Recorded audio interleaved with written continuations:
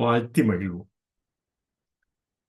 அகத்தவம் ஆண்டின் ஒவ்வொரு நாளும் ஜேம்ஸ் ஆலன் அவர்கள் தொகுத்து வகுத்த மார்ச் 26 பதிவினை முதலில் தமிழ் மொழியில் காண்போம். தமிழ் மொழியில் ஒரு சொல்லில் கூற வேண்டும் என்றால் ஆளுமை என்று மார்ச் 26 பதிவினை கூறலாம். ஆளுமை. உங்கள் உள்ளொளி நோக்கி செல்லும் இடத்தை உண்மையாக பின்பற்றுங்கள். உங்கள் உள்ளொளி நோக்கி செல்லும் இடத்தை உண்மையாக பின்பற்றுங்கள்.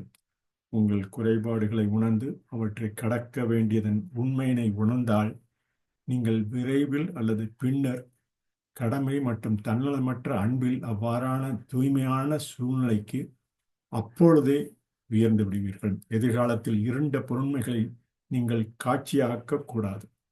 ஆனால் எதிர்காலத்தை பற்றி நீங்கள் நினைத்தால் அவ்வாறெனில் ஒளிரும் நிலையில் நினைத்து பாருங்கள்.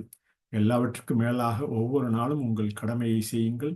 அதை மகிழ்ச்சியுடன் தன்னலமின்றி செய்யுங்கள். பின்னர் ஒவ்வொரு நாளும் அதன் சொந்த அளவு மகிழ்ச்சியையும் அமைதியையும் கொண்டு வரும். மேலும் எதிர்காலம் உங்களுக்கு மிகுந்த மகிழ்ச்சியை தரும். உங்கள் பிழைகளை வெல்வதற்கான சிறந்த வழி உங்கள் எல்லா கடமைகளையும் உண்மையாக செய்வது. உங்களுக்கு எந்த லாபத்தையும் நினைக்காமல் மற்றவர்களை மகிழ்விக்க உங்களால் முடிந்த அனைத்தையும் செய்வது. எல்லாரிடமும் அன்பாக பேசுதல். முடிந்தால் அன்பான செயல்களை செய்தல். மற்றவர்கள் அவ்வாறு செய்யாமல் இருக்கும் போதும் அல்லது அன்பான பொருள்களை இன்றி கூறும்போதும் அவ்வாறே திருப்பி செய்யாது இருத்தல் வேண்டும். உங்கள் முழு உள்ளத்தையும் நிகழ்காலத்தில் வைத்து நொடிக்கு நொடியும் ஒவ்வொரு மணி நேரத்திற்கும் நாளுக்கு நாளும் அகத்தின் ஆளுமையில் தூய்மையுடன் வாழுங்கள் என இந்த ஆளுமை என்ற அந்த ஒரு சொல்லி நாம் மார்ச் 26 பதிவை தமிழில் அவர் கூறியதை கூறலாம். பதித்து ஆங்கில பதிவினை காண்போம். We can say it in acrostic simple word format itself. Person plus quality. If you remove the Q, U in quality, you automatically fix the word in English personality. So we can say for Adamai in Tamil, what we say in Tamil language, we can say it in English person plus quality personality. Follow faithfully where the inward light leads to you. Follow faithfully where the inward light leads to you. What he says, it is well to become a conscious of your shortcomings for having realized them and feeling the necessity of overcoming them. You will sooner or later rise above them into the pure atmosphere of duty and unselfish love.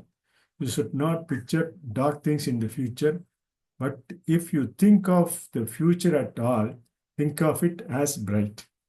Above all, do your duty each day and do it cheerfully and unselfishly, and then each day will bring its own measure of joy and peace, and the future will hold much happiness for you.